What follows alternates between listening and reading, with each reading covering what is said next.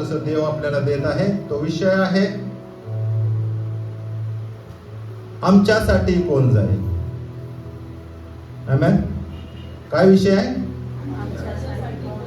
आमच्यासाठी म्हणजे देवासाठी कोण जाईल. आम्ही वेगवेगळे विषय शिकत आहोत.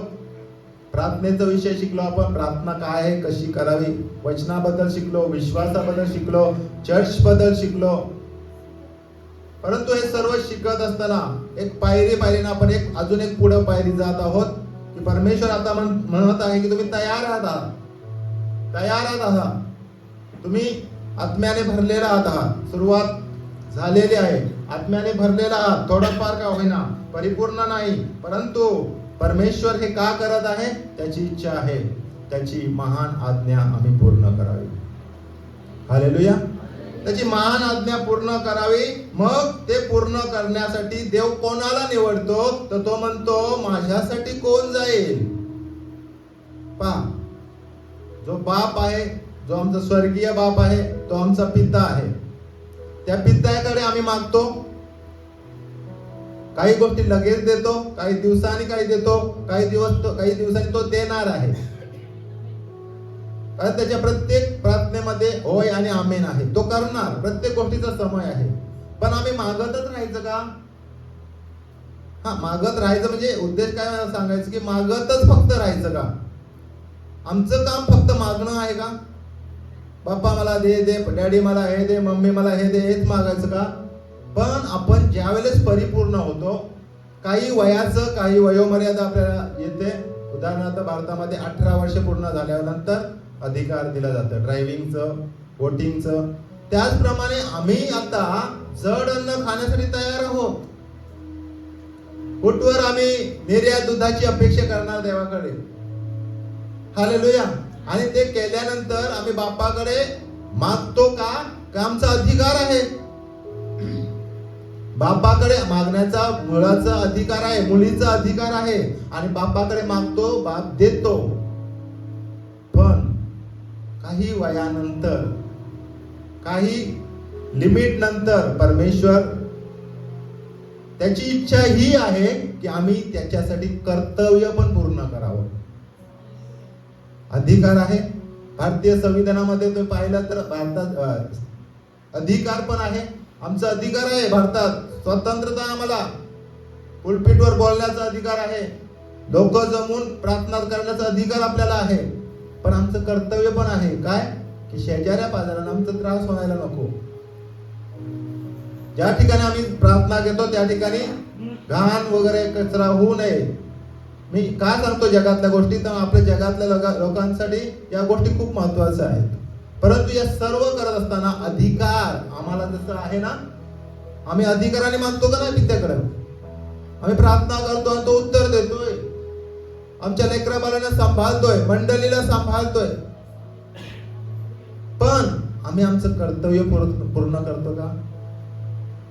18 वर्षाचे वरचे आहोत, म्हणजे वयाने नाही, आत्मिक दृष्ट्या आम्ही 18 वर्षाचे वरचे आहोत, सुज्ञ नागरिक आहोत. तर आम्हाला कर्तव्य पार करावं लागेल. आणि ज्या वेळेस आम्ही कर्तव्य पूर्ण करत जाऊ, तो बाप म्हणेल भल्या विश्वासू दासा, थोडक्या तू विश्वासू राहिला, ठीक आहे चावी, घर तू चालव आता. आमेन. पण हे घर चालवत असताना आम्ही एक मोठी गोष्ट या ठिकाणी पाहणार आहोत की महान आज्ञा देवाने काय दिलेली आहे. अनेक आज्ञा दिलेल्या आहे. मला 2 शुक्रवारच्या पूर्वीच्या शुक्रवारी आम्ही त्यावर फक्त थोडंसं शिकलो. 5-6 लोक होते, त्यामुळे मला देवाने पुन्हा एकदा तो विषय दिला की माझ्यासाठी, आमच्यासाठी कोण जाईल. देव तुम्हाला आता विचारत आहे, माझ्यासाठी कोण जाईल. पीक पुष्कळ आहे, तयार झालेला आहे, कामकरी थोडे आहे. पित्याकडे आम्ही मागितलंच पाहिजे, पण मी कधी म्हणणार मी आहे, मला पाठव. माझं कर्तव्य नाही का? आतापर्यंत आम्ही पित्याकडून आशीर्वाद घेतलं, भरपूर घेतलं, भरपुरीने त्याने दिलं सुद्धा. पण आज ज्यावेळेस कर्तव्य पूर्ण करण्याची वेळ येते, आम्ही माघारी जातो का? आम्ही त्याच्या वचनाकडे लक्ष देतो का? नसेल तर आपण पाहूया वचनामध्ये. काही वेळ प्रभू भोजाकडे पण जायचं आपल्याला. वचन ऐकताना प्रियानो, आपण प्रभू भोजनासाठी पण आत्मिक तयारी करूया. त्यांचा बुडून बाप्तिस्मा झालेला आहे, नव्याने जीवन जगत आहे, पश्चाताप करून पाप सोडून देत आहे, त्यांच्यासाठी हे प्रभू भोज विधी आहे. जर अजूनही आपण पाप सोडत नसाल, परमेश्वराने भरपूर संधी दिलेली आपल्याला, भरपूर. कितीतरी वेळा संदेशातून देव बोलला, कितीतरी वेळा परमेश्वराने आम्हाला क्षमा केली, यासाठी की आम्ही त्या दलदलीतून बाहेर निघावं आणि पुन्हा त्याच्यात पडू नये. म्हणून प्रभुभोज घेणाऱ्या लोकांसाठी खास सांगत आहे, जे प्रभुभोज घेण्यासाठी अजून तयार नाही, ज्यांचा बाप्तिस्मा झालेला नाही, मी म्हणतो हिवाळी अधिवेशनाच्या आधी तयार राहा. कारण पुढे संधी मिळेल का नाही माहित नाही. कदाचित धर्मांतर बंदी कायदा येईल आणि बाप्तिस्मा बंद होईल. हालेलुया. आणि बाप्तिस्मा केल्याशिवाय देवाच्या राज्यात तुम्हाला वाटा नाही. आमेन. ठीक आहे, देवाला धन्यवाद देऊ. महान आज्ञा काय आहे आपण समजूया. देवाने अनेक आज्ञा दिल्यात, त्या आज्ञेपैकी सर्वात महान आज्ञा ग्रेट कमांडमेंट किंवा ग्रेट कमिशन असं त्याला इंग्लिश मध्ये म्हटलेलं आहे. ते काय आहे हे समजून घेऊ आपण आणि ते पूर्ण करण्याचा प्रयत्न करूया. वाचूया आपण मत्तयाचा 28वा अध्याय वचन 19 आणि 20. तेव्हा तुम्ही जाऊन शिष्य करा, त्याच पित्याच्या पुत्राच्या व पवित्र आत्म्याच्या नावाने बाप्तिस्मा द्या. जे काही मी तुम्हाला आज्ञा दिले ते सर्व त्या सर्व पाळाव्यास शिकवा. आणि पहा, युगाच्या समाप्तीपर्यंत मी सर्व दिवस तुमच्या बरोबर आहे. आमेन. काय आहे महान आज्ञा? जा. पहिली गोष्ट, जा. संपूर्ण सृष्टीला सुवार्तेची घोषणा करा. पित्याच्या पुत्राच्या पवित्र आत्म्याच्या नावाने बाप्तिस्मा द्या. आणि जे काही मी तुम्हाला आज्ञा त्याने दिलेलं आपल्याला माहित आहे, ते त्यांना करावयास शिकवा. ही आहे महान आज्ञा. आपल्या 10 आज्ञा आहेत, ते तर पूर्ण करायचं आहे. परंतु देवाला त्याही पेक्षा बोनस, नेहमी बोनसवर बोलत असतो मी, हे बोनस आहे. बोनस पॉइंट जमा करून ठेवा व स्वर्गात तुम्हाला पहिला मुकुट मिळवायचा आहे. बोनस मिळवा. पहा, नुसतं पास होतात त्यांचा बॅनर लागतो का? नाही. पास होतात ते 35 मार्क घेऊन, पण ज्यांना 90 95 मार्क मिळतात ते त्यांना पदवी मिळते, पुरस्कार मिळतो, त्यांचा सत्कार होतो. त्याप्रमाणे आम्हाला ते साठवायचं आहे. परंतु ही महान आज्ञा पूर्ण करत असताना परमेश्वर तुम्हाला आणि मला तयार करू इच्छित आहे. तुम्ही आणि मी तयार आहोत का?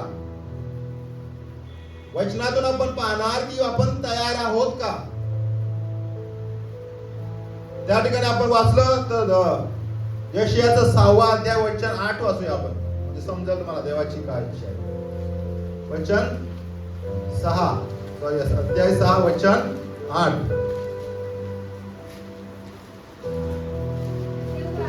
तेव्हा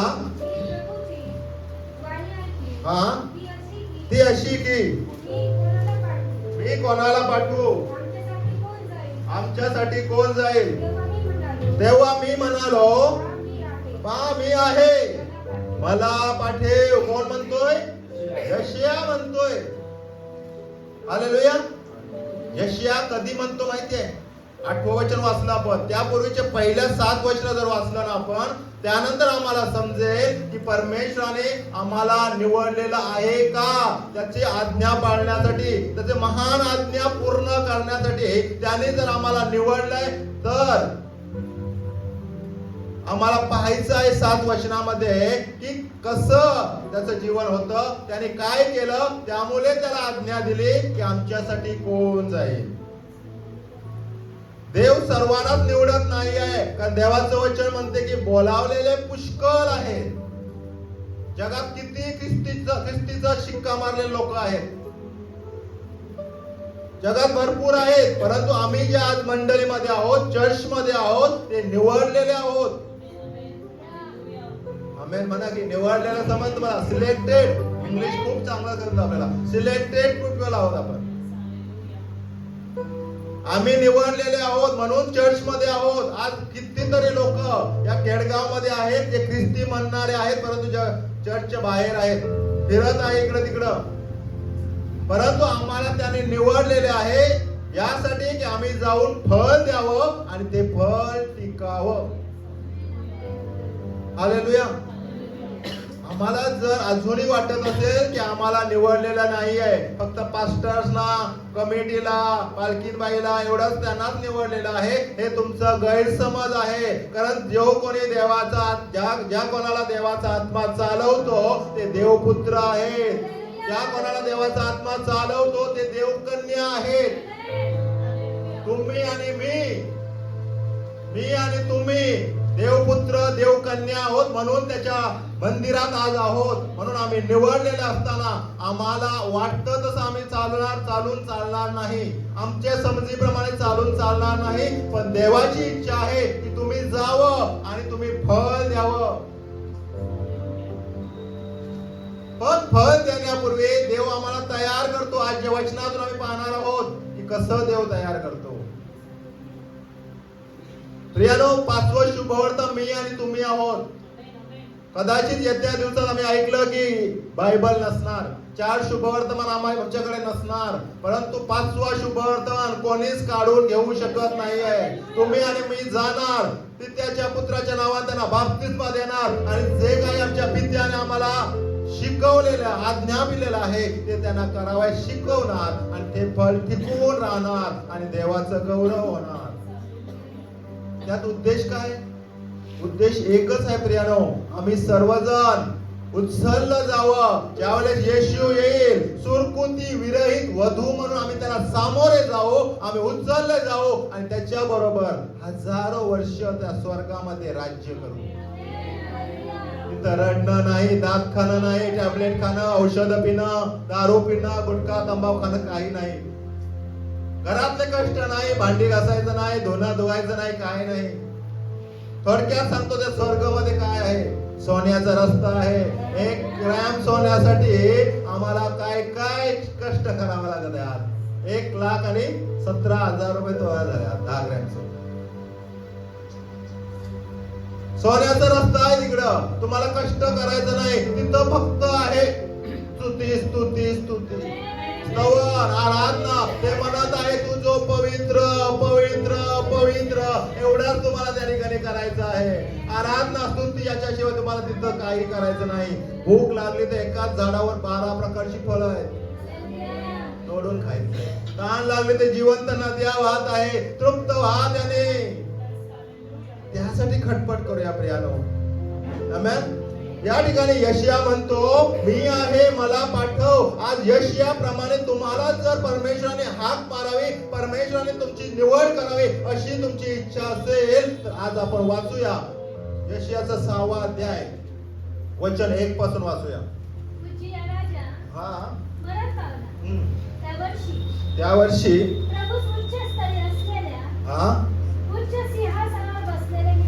हालेलुया. काय झालं? उजिया राजा मेला.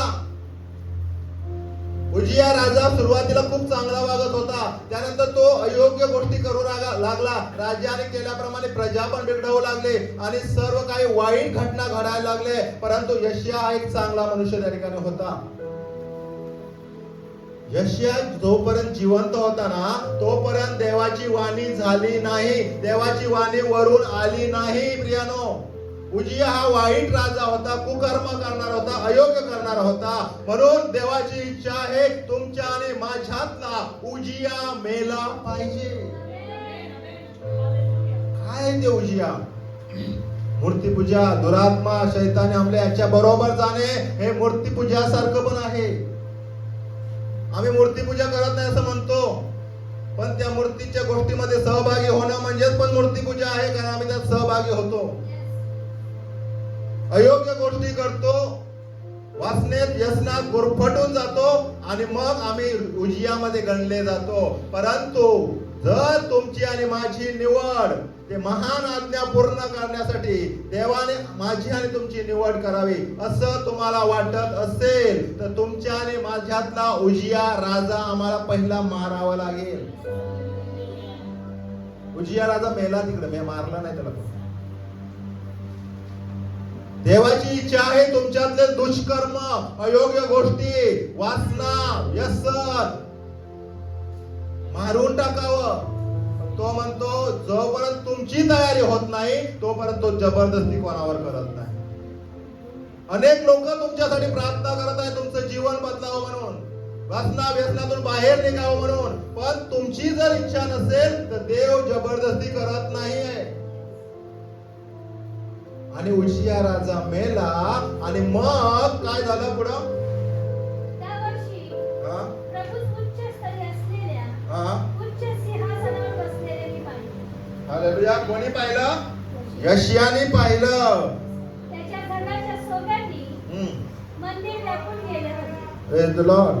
काय पाहिलं? प्रभू उच्च स्तरी असलेल्या उच्च सिंहासनावर बसलेले मी पाहिले. कोणी पाहिलं? यशायाने पाहिलं. जर देवाला तुम्हाला पाहायचं आहे, देवाचं दर्शन तुम्हाला पाहिजे आहे, देव तुमच्या राज्यामध्ये पाहिजे, देव तुमच्या हृदयामध्ये पाहिजे, देव या मंडळीमध्ये पाहिजे, तर तुम्हाला तुमच्यातला उजिया मारावा लागेल. वाईट गोष्ट सोडावं लागेल. त्या उच्च स्थली पाहिलं त्याने आणि मग सिंहासनावर पाहिलं आणि मग त्याचं वर्णन त्याने कसं केलंय पहा. त्याच्या धग्याच्या सोंग्याने मंदिर व्यापून गेले होते. वाचा आता दुसरं वचन. त्याच्या भोवताली सराफीम उभे होते. त्या प्रत्येकाला सहा पंख होते. सराफीम देवदूत त्यांनी पाहिलं, त्यांना 6 पंख आहेत. जगात पण 6 पंखेवाले आहेत, पण आम्ही त्याची आराधना करत नाही, जग करतं. कारण परमेश्वर म्हणतो, देव जो परमेश्वर याचीच पूजा तू कर, देवदूताची करू नको. जगात पण करतात लोक 6 हातावाले 8 हातेवाले, पण आम्हाला जिवंत देवाचीच फक्त पूजा करायची, आराधना करायची आहे. 6 पंख होते. दोन्ही आपले तोंड झाकी, दोन्ही आपले पाय झाकी व दोन्ही उडे. आणि काय पुढे बघा, ते काय म्हणत होते?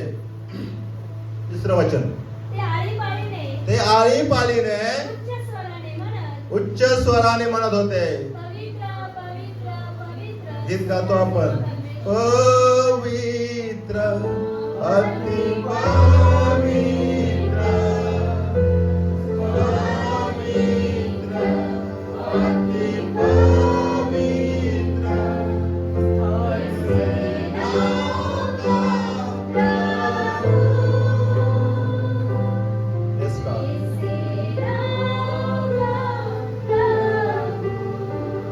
असे ते गीत गात होते. कोण? अनेक सराफीम, अनेक करूबीम, 24 वडील जर उपडे पडून परमेश्वराला स्तुती देत आहे. ते म्हणत आहे, तू जो पवित्र पवित्र पवित्र सेनाधीश परमेश्वर. आणि ते मंदिर त्याच्या जाग्याने व्यापून गेले आणि ते आळीपाळीने उच्च स्वराने म्हणत होते, पवित्र पवित्र पवित्र सेनाधीश परमेश्वर, अखिल पृथ्वीची समृद्धी त्याचे वैभव होय. आमेन. पुढे 4थं वचन. घोषणा करणाऱ्याच्या त्या वाणीने उंबरठे हल्ले व मंदिर धुराने भरले. इथे ती पवित्रतेचं गांभीर्य घ्या. परमेश्वर मी जे बोलत आहे ना, तुम्ही ते विचार करा, डोक्यात विचार करा, कसं असेल ते स्वर्ग. धुराने भरलेलं, देवदूत गात आहे, 24 वडील उपडे पडलेलं आहे, परमेश्वराची स्तुती करत आहे. त्या परमेश्वर त्या स्वर्गाला त्या यशायाने पाहिलं. हालेलुया. पुढं वाचूया. 5वं वचन. तेव्हा मी म्हणालो, हाय हाय माझे आता वाईट झाले, कारण मी अशुद्ध ओठाचा मनुष्य आणि मी अशुद्ध लोकांमध्ये राहणारा मी. आता माझं वाईट होईल. कोण म्हणतोय? यशायाने पाहिलं ते दृष्टांत आणि तो म्हणाला, अरे डायरेक्ट देवाला, स्वर्गाला मी आज पाहिलं, आता माझं वाईट होईल. तो काय म्हणतोय? मी अशुद्ध मुखाचा, अशुद्ध लोकांमध्ये राहणारा, आता मी वाईट होईल. प्रियानो, तुम्हाला आणि मला जर सेवेला लोकांनी देवाने निवडलेला आहे, देवाने निवडलेला आहे, तर आम्ही या यशाप्रमाणे प्रार्थना करतोय का? तो म्हणतोय मी रोज देवाला पाहतोय. आपण रोज पाहतो देवाला, प्रार्थनेला गुडघ्याला बसतो, देव आम्हाला दर्शन देतो. त्यावेळेस आम्ही म्हणतो का की परमेश्वर, मी जे लोक आहे अशुद्ध लोकांमध्ये मी राहणार आहे, अशुद्ध ओठाचा मी आहे, आता माझं वाईट होईल, असं म्हणतो का आपण? असं पश्चाताप करतो का आपण? प्रार्थना करण्यापूर्वी, मागण्यापूर्वी, सेवेला जाण्यापूर्वी, वाद्य वाजण्यापूर्वी, खुर्ची पुसण्यापूर्वी, स्वयंपाक करण्यापूर्वी, जेवण वाढण्यापूर्वी आम्ही असं म्हणतो का? का म्हणत नाही?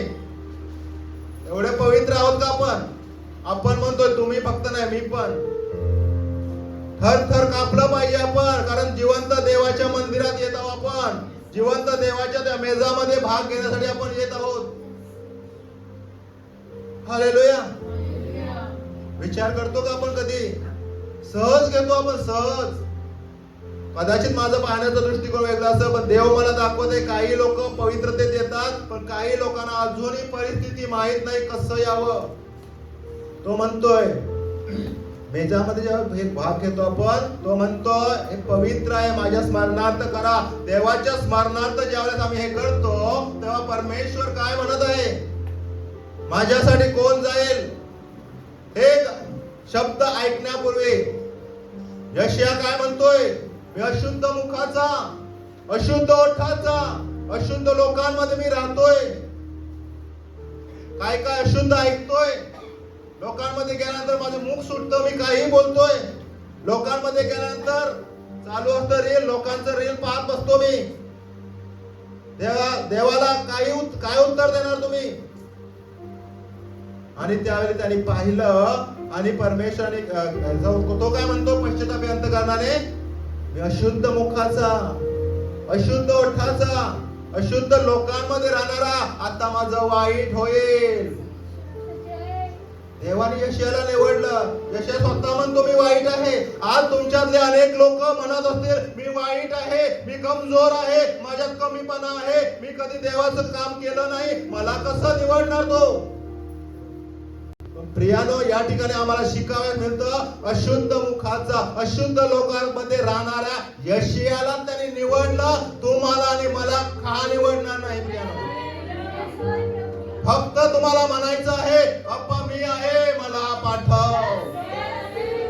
आम्ही कमजोर नाही, आम्ही त्याची लेकरं आहोत. त्या उजल्या पुत्राप्रमाणे बापाकडे जा, त्याला म्हणा मी तुमच्या विरुद्ध, त्या स्वर्गाविरुद्ध मी पाप केलं आहे, मला क्षमा कर. हालेलुया म्हणायचं आहे प्रियानो. देव आम्हाला खूप, मी त्या दिवशी पण उदाहरण दिलं, आमच्या देवाने खूप साधं सोपं केलेलं आहे. कुठं लांब लांब जायची गरज नाही आपल्याला. पायी अनवाणी आम्हाला लांब लांब गुडघ्यावर जायची गरज नाही आपल्याला. परमेश्वर म्हणतो, जो कोणी पाप कबूल करून सोडून देतो, परमेश्वर त्याच्यावर दया करतो. अजून काय करायचं? मला कापायचं नाही, कोणाचं रक्त द्यायचं नाही, काही नाही. जो पाप कबूल करून सोडून देतो, परमेश्वर त्याच्यावर दया करतो. आमचा दयालू परमेश्वर आहे, त्याची नजर आमच्यावर आहे. जरी आम्हाला वाटतं मी वाईट काम करतोय, देव पाहतोय. चर्च पास्टर नाही पाहत, कमिटी नाही पाहत, पण परमेश्वर पाहतो. कारण परमेश्वर सदोदित तुमच्या उजव्या हाताला सावलीप्रमाणे आहे. त्याच्या रूपाचं त्याने आम्हाला बनवलेलं आहे. तो तुम्हाला सोडत नाही. तो कधी कधी म्हणतो नको नको, पण तुम्ही करता ते. हालेलुया. अशुद्ध मुखाचा, अशुद्ध लोकांचं तुम्ही असाल, मी असाल, पण परमेश्वराने काम त्या ठिकाणी केलं. काय केलं? परमेश्वराने काम केलं.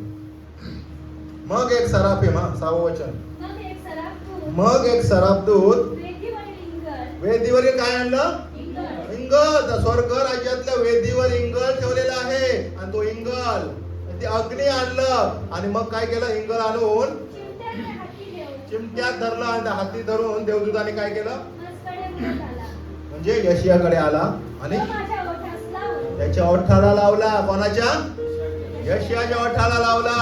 आणि म्हटले, हा पहा याचा स्पर्श हम्म. तुझ्या ओठात झाला. हा म्हणून तुझा दोष दूर झाला आहे. दोष दूर झाला आहे. आज आम्ही जर खरंच इंगल चिमट्यात आणलं आणि तुमच्या ओठाला लावलं चालेल का? भाजणार ना? जेवणात जेवू शकत नाही, तुम्ही बोलू शकत नाही, परंतु ते पवित्र इंगल होतं. आज देवाचं वचन पवित्र इंगल आहे. ज्यावेळेला सेवक बोलतात, वचन आम्ही वाचतो, ऐकतो, तेव्हा देव तुमच्या संगती बोलतो, तुमच्या मोठाला इंगल लावतो. त्या क्षणी पश्चाताप करा, देवाला म्हणा मला क्षमा कर, आणि तो म्हणतो ते इंगल म्हणजे देवाचं वचन तुम्हाला शुद्ध करेल. मी वचन वाटून तुम्हाला शुद्ध करेल. मी वचन पाठवून तुम्हाला आरोग्य देईल. मी वचन पाठवून तुम्हाला अयोग्य गोष्टी काढून टाकेल. तो इंगळ आणला, त्याच्या ओठाला लावला, तो म्हणाला तू शुद्ध झालेला आहे. देवाने त्याला सांगितलं का 2000 किलोमीटर जायचं त्या डोंगरावर, आणि तिथं अशी बकरं कापायचं सांगितलं. देवाने काम सुरू केलं. कधी? उजिया राजा मेला. दुसरी गोष्ट, यशिया म्हणतो स्वतः कबूल होतो की मी अशुद्ध लोकांमधला अशुद्ध मुखाचा आहे. तुम्ही आणि मी ज्यावेळेस कबुली करतो की मी पापी आहे, माझ्यावर दया कर, देव 99 पावलं पुढे येतो. आम्हाला फक्त 1 पाऊल पुढे जायचं आहे. परमेश्वर इंगळ घेऊन येतो, ओठाला लावतो आणि म्हणतो तू शुद्ध. आज ही मंडळी शुद्ध आहे जर तुम्ही स्वीकारत आहे या वचनाला. तर कोणी असा विचार करू नका मी प्रभू वचनामध्ये कसं भाग घेऊ. तुम्ही पश्चाताप करा, देवाला मागा आणि त्याला सांगा मी याच्या पुढे कधीच पाप करणार नाही. परमेश्वर तुम्हाला ओढून या ठिकाणी आणाल आणि ते प्रभू भोजामध्ये सहभागी घ्यायला लावेल. बरेच लोक विचार करतात मी पापी कुठवर पापी? प्रभू येशूचं रक्त आम्हाला सर्व पापापासून आणि श्रापापासून मुक्त करते. मोशेला निवडलं देवाने. मोशे कोण होता माहितीये? थोडक्यात सांगतो, मोशे खुनी होता. खून करून बाहेर निघाला होता. तरी सुद्धा मोशेला देवाने निवडलं. तो म्हणतो आईच्या गर्भात असताना मी तुला निवडलेला आहे. आमेन म्हणा की ऍक्टिव्ह आपल्याला. हालेलुया. आईच्या गर्भात असताना मोशेला निवडला होता. तुम्हाला आणि मला निवडलेला आहे. परमेश्वर आजही काम करत आहे. 3 महिन्याचा असताना त्या पेटारीमधून एका राजवाड्यात वाढला, परंतु तरी त्याला इब्री लोकांना इस्रायलच्या लोकांना त्रास देताना त्यांनी पाहिलं आणि त्या माणसाचा त्यांनी त्या लोकांचा खून केला, त्या माणसाचा पलून केला. देवाने सोडलं नाही. 40 वर्ष सासऱ्याची चाकरी केली. वय होता 80 वर्ष, आणि देवाने त्याला अग्निमाच्या द्वारे दर्शन दिलं. नाईट प्रेयरला पण आपण पाहिलं त्याच्यावर. वयाच्या 80व्या वर्षी दर्शन दिलं आणि देवाने त्याला म्हटलं की तू काय कर. तो म्हणाला अग्नी जळतोय पण झुडूप जळत नाही. अग्नीच्या रूपाने देवाने त्याला दर्शन दिलं, आणि त्या अग्नीकडे जाण्यापूर्वी त्याने देवाने त्याला सांगितलं चप्पल बाजूला काढ, जागा पवित्र आहे. आम्हाला जर दर्शन द्यावं देवाने त्याच्या अग्नीचा, त्याचा पवित्र आत्म्याचा, त्याने आम्हाला निवडावं. 20 लाख लोकांना एका रात्रीत मोशेने बाहेर काढले. असे अनेक लोक या जगात आहेत. करोडो 400 करोड लोक अजून आहेत की ज्याला ख्रिस्ताचं नाव माहित नाही. प्रियानो, देव म्हणतो कोण जाईल? तुम्ही आणि मी म्हणायचं आहे प्रभू मी आहे, मला पाठव. कोण जाईल? तटाच्या खिंडीत कोण उभं राहील? इतरांसाठी प्रार्थना न करणे हा अपराध आहे आमच्यासाठी. तुम्ही वैयक्तिक नाही जाऊ शकत. गुडघ्यावर या घरी प्रार्थना करा आणि त्या देशासाठी, त्या राज्यासाठी, छत्तीसगडसाठी, पंजाबसाठी, चायनासाठी प्रार्थना करा. प्रियानो, कोण उभं राहील? तटाच्या खिंडीत कोण उभं राहील? तुम्ही काही प्रार्थना तर करू शकता, उपवास करू शकता, नाईट प्रेयरला तिथल्या जवळच्या जवळ येऊ शकता. तुम्ही प्रपंच सोडून नाही जाऊ शकत, मला माहित आहे, पण प्रार्थना तर करू शकता. ते इंगल लावलं आणि तो म्हणाला तू शुद्ध झालेला आहे. हालेलुया. मोशेला निवडलं आणि मोशेला म्हणाला इस्रायल लोकांना बाहेर काढण्यासाठी देव तुझी निवड केलेला आहे. आणि नेलं त्याला एका रात्रीत 40 सॉरी 20 लाख सुमारे लोक बाहेर काढले त्याने. आमेन. मोशे माझ्या मनासारखा आहे. मोशेसारखा नम्र कोणी नाही असं देव म्हणतो. कोण होता तो? कुणी. प्रियानो, स्वतःला कमजोर समजू नका, स्वतःला पापी समजू नका, कारण पित्याने देवाने आम्हाला ऑलरेडी तो आत्मा दिलेला आहे. तो आम्हाला क्षमेचा आत्मा दिलेला आहे. तो म्हणतो जो पाप कबूल करून सोडून देतो परमेश्वर त्याच्यावर दया करतो. आणि कधीही तुम्हाला आवाज येईल, तुम्ही प्रार्थना करत असाल, गुडघ्यावर असाल, आराधना करत असाल, पण करत असाल तर परमेश्वर दर्शन देतो. तुम्ही काहीच नाही केलं तर देव दर्शन देत नाही आणि देव तुमची निवड करणार नाही. हालेलुया. आणि मग त्याने सांगितलं यशायाला, ओठारच लावलं, तुझ्या पापाचे प्रायश्चित झाले आहे. 8वं वचन. आणि तेव्हा मी प्रभूची वाणी ऐकली. कोण? यशाया म्हणतो, हा, मी कोणाला पाठवू? आमच्यासाठी कोण जाईल? तेव्हा मी म्हणालो, हा मी आहे, मला पाठव. म्हणूया आपण, हा मी आहे प्रभू, मला पाठव. बघूया किती लोक बोलतात. म्हणूया, होय प्रभू मी आहे, मला पाठव. तुम्हाला प्रपंच सोडून जायचं नाही, नोकरी सोडून जायचं नाही, पण गुडघ्यावर यायचं आहे, प्रार्थना करायचं आहे, तुमच्या कामाच्या ठिकाणी सुवार्ता सांगायची आहे. तुमचं जीवन 5वं शुभवर्तमान गाजवायचं आहे. हे 5वं शुभवर्तमान बघून पण लोक म्हणतील तुम्ही कोण, तुम्ही असे कसे? आणि तुम्ही म्हणणार आम्ही ख्रिस्ताचे, आम्ही जगाचे उलथापालट करणारे. होय, आम्ही म्हणू आम्ही जगाचे उलथापालट करणारे आहोत. आम्ही हालेलुया वाले लोक आहोत.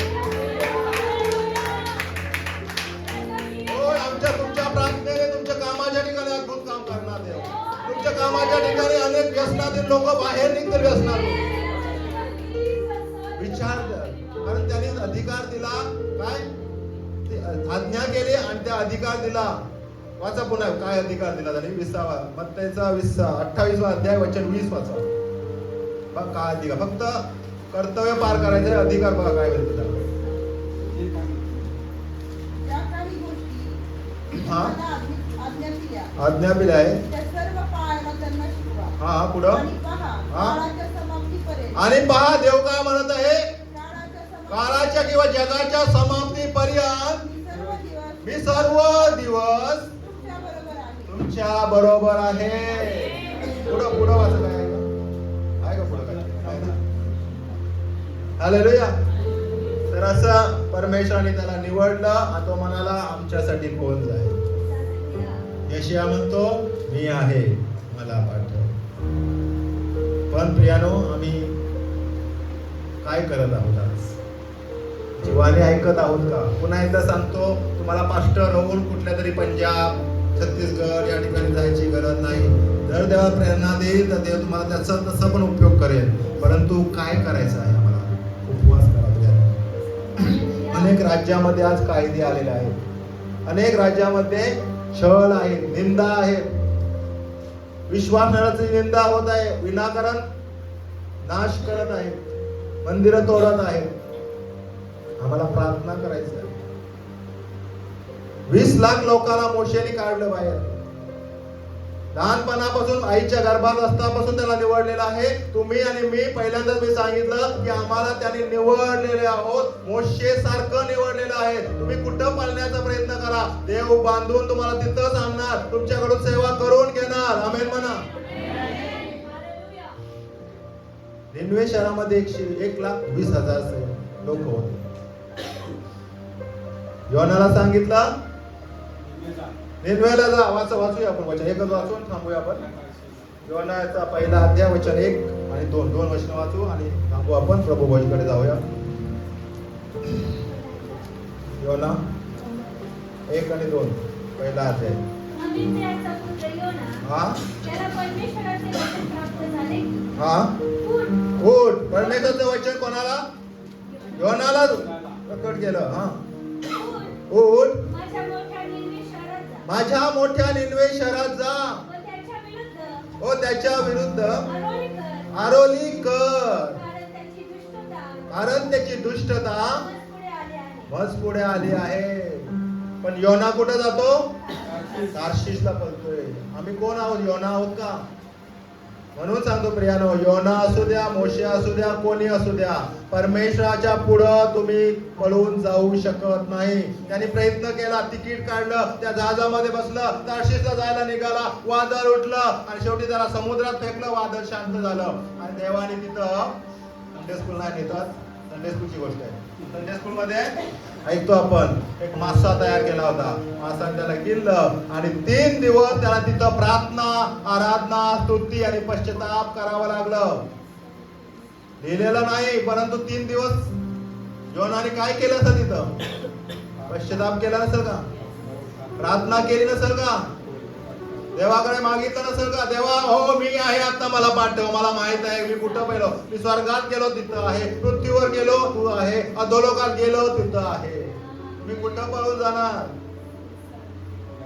देवाने माशाच्या पोट्यात टाकण्यापूर्वी आम्ही आत्ताच निर्णय घ्या, कारण त्याला माहित होतं का त्याने केलं तसं. तार्शिषचे लोक खूप छान होते, चांगलं काम करत होते, खूप असं जसं काय सिटी, खूप मोठं बंगला, गाडी, तिथं ऐशाराम, मोठमोठे हॉटेल, चांगलं काम, चांगलं खायला प्यायला मिळत आहे तिथं, असं ते ठिकाण होतं. म्हणून तो तार्शिषला आलाय. पण योनाला देवाने काय म्हणलं होतं? निनवेला जा. निनवेला चालला का? नाही. निनवेचे लोक खूप दुष्ट होते, खूप वाईट काम करणारे होते. पुरुष पुरुषांबरोबर, स्त्री स्त्रियांबरोबर राहत होते, मूर्ती पूजा करत होते, कोण कोणाचं ऐकत नव्हतं. राजा पण तसंच होता. परंतु त्या लोकांमध्ये जर निनवेच्या त्या लोकांमध्ये जर मी गेलो तर माझं नाश होईल, लोक मला मारतील, माझं तिथं वाईट होईल, अशी भीती त्या योनाला होती. आज ती भीती आमच्यामध्ये आहे का? काही लोक म्हणतात शेजारी पाजारी आहेत ना, त्यामुळे करावं लागतं थोडस.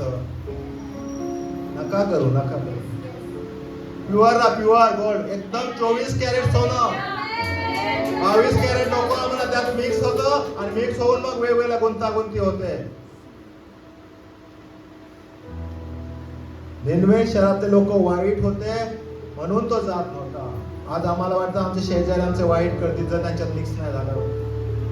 नाही प्रियानो, जे वाईट आहे वाईटापासून दूर राहा, शेजाऱ्याला सोडू नका. शेजारी चांगले आहे, तुमच्यातून ख्रिस्त दिसू दे त्यांना. 5वा संदेश, 5वा शुभवर्तन बाहेर निघू दे आणि ते म्हणू दे आम्ही पण चर्चला येतो चला. आणि ते निनवे 1,20,000 लोक त्या ठिकाणी होते. आणि निनवे मध्ये गेला योनाने शुभवर्तमान सांगितलं. 3 दिवसाचा प्रवास 1 दिवसात देवाने पूर्ण केला. देव तुमच्या बरोबर आहे, देव माझ्या बरोबर आहे. आम्हाला जाऊन सुवार्तेची घोषणा करायची आहे, पित्याच्या पुत्राच्या पवित्र आत्म्याच्या नावाने बाप्तिस्म द्यायचं आहे. आणि जे काही आज्ञा दिलेलं आहे त्याने आम्हाला माहित आहे, ते त्यांना करावयास शिकवायचं आहे. आणि युगाच्या समाप्तीपर्यंत तो आमच्या बरोबर आहे. लाईट गेली पण परमेश्वर जात नाही. परमेश्वर आपल्या उजव्या हाताला सावलीप्रमाणे आहे, तो सोडत नाही, टाकत नाही. स्त्रीला आपल्या तान्याबाळाचा विसर पडेल काय? देव म्हणतो कदाचित पडेल, पण मी तुला सोडणार नाही, टाकणार नाही. तुला आणि तुला देवाची सेवा करायची आहे. जगातलं मोह, जगातला आनंद तात्पुरता आहे प्रियानो, पण सार्वकालिक गोष्टीसाठी धडपड करा. काय आहे ते सार्वकालिक गोष्ट? सार्वकालिक जीवन, स्वर्ग आहे. लवकरच प्रभू येशू येत आहे. जर योना गेला नसता म्हणण्याशिवाय देवाने जर त्याने तिकडे नेला नसता तर 1,20,000 लोकांचा नाश निश्चित होतो. आज जगामध्ये 800 पैकी 400 लोकांना ख्रिस्त माहित आहे. 400 कोटी, 850 कोटीच्या आसपास संख्या आहे, परंतु 800 पैकी 400 कोटी लोकांना फक्त ख्रिस्त माहित आहे. 50% लोकांना ख्रिस्त माहित नाही. त्यासाठी देवाने मला आणि तुम्हाला निवडलेलं आहे. हालेलुया. जा, आमच्यासाठी कोण जाईल? देव स्वतः म्हणत आहे. प्रश्न, त्याच्याकडे किती देवदूत आहेत? आम्ही नाईट प्रेयर मध्ये भरपूर शिकतोय. अगणित देवदूत आहे, प्रत्येकाच्या शेजारी एक ठेवलेला आहे. तो आज्ञा करू शकतो. त्या एका देवदूतामध्ये किती ताकद आहे आपण वाचलं नाईट प्रेयरला. 1,85,000 लोक एका रात्रीत मारण्याचं सामर्थ्य त्या देवदूतामध्ये आहे. तसं देवदूत तुमच्या शेजारी प्रत्येकाच्या आहे. त्या देवदूताला तो पाठवून राहिलेल्या 400 कोटीचा उद्धार तारण करू शकतो. पण त्याची इच्छा आहे तुम्ही आणि मी जावं. त्या आधी आम्हाला आमच्यातला ओझिया मारला पाहिजे, आमच्यातलं वाईट गुण काढलं पाहिजे. आमचे चप्पल, मोशेला सांगितलं चप्पल फेकून दे बाजूला. ते चप्पल घालून त्या पायाने कुठं कुठं फिरलेलं आहे, घाण काम केलेलं आहे, ते बाजूला काढ आणि मग माझ्या अग्नीकडे ये, माझ्याकडे ये. हालेलुया. परमेश्वराची उपस्थिती या ठिकाणी आहे. परमेश्वर काम करत आहे. आज प्रभू भोज विधी घेणे ही पण एक सेवा आहे. 5 विधी आहे ख्रिस्ती कुटुंबामध्ये, ख्रिस्ती धर्मामध्ये. त्यातली एक विधी आहे. त्या विधीमध्ये मंडळीतल्या प्रत्येकाने भाग घ्यावं अशी देवाची इच्छा आहे. ही पण एक सेवा आहे. अनेक लोक त्यापासून अजूनही विभक्त आहे. जगाला घाबरून, स्वतःला घाबरून, कुटुंबियाला घाबरून. यानो समय आहे. अजूनही महाराष्ट्रात संधी आहे. लवकरात लवकर तयार व्हा. परमेश्वर प्राप्तीचा काल आहे, तोवर त्याला शोधा. जोवर तो समीप आहे तोवर त्याचा धावा करा. आराधनेत आम्हाला हात उंच करा, पाय उंच करा, पाय डोक्यावर घ्या असं म्हणावं लागतं. मित्रांनो, संधी मिळेल का नाही पुढे माहित नाहीये. एका योगा क्लास नाही तर पालखी बाई म्हणतात हात वर करा, मी तिकडून ओरडतोय, मुख उघडा, श्वास घ्या, श्वास सोडा. कधी आपण तयार होणार? यानो संधी आहे तोपर्यंत. माहित नाही किती दिवस संधी आहे. हे मी नाही म्हणत, पवित्र शास्त्र बायबल म्हणते आपल्याला. तो समय जवळ आलेला आहे. आमेन. करा आराधना प्रियानो. असं चांगलं वाद्य वाजतंय, असं चांगला आवाज पालखी बाहेर दिला देवाने. आम्ही चांगले क्वायर्स आहे, फक्त हलत नाही कधी कधी, माईक जवळ धरत नाही फक्त. पण प्रियानो संधी सोडू नका. हालेलुया. मी क्वायर ग्रुप बद्दल धन्यवाद देतो. मी खरी म्हणतो, मला माझ्या आपल्या चर्चच्या क्वायर शिवाय कोणाचंच आराधना आवडत नाही. एवढी चांगली आराधना होती माझ्या. विचारा माझ्या प्रत्येकाला विचारा. तरी पण आपण हलत नाही, बोलत नाही, हात वरती करत नाही, टाळ्या वाजत नाही. संधी आहे प्रियानो. प्रभू भोजाकडे जाऊया. आपण आपलं अंतःकरण तयार करूया. म्हणूया त्याला, मी आहे, मला पाठव. यशिया म्हणतो, जसं शमूएल म्हणतो, बोल यहोवा तुझा दास ऐकला. यशिया म्हणतो, मी आहे, मला पाठव. आमचा उपयोग करा परमेश्वर तसा. म्हणून आपण समर्पित होऊया, परमेश्वराची स्तुती करूया. या ठिकाणी आपल्या आत्म्याची तयारी करूया. जे प्रभू भोज घेणार आहेत, गुडघ्यावर या, उभे राहा. आपल्या आत्म्याची तयारी वचनाच्या द्वारे तुम्ही केला असेल, माझा विश्वास आहे. त्याच आत्म्याने आपण पुढे जाऊया.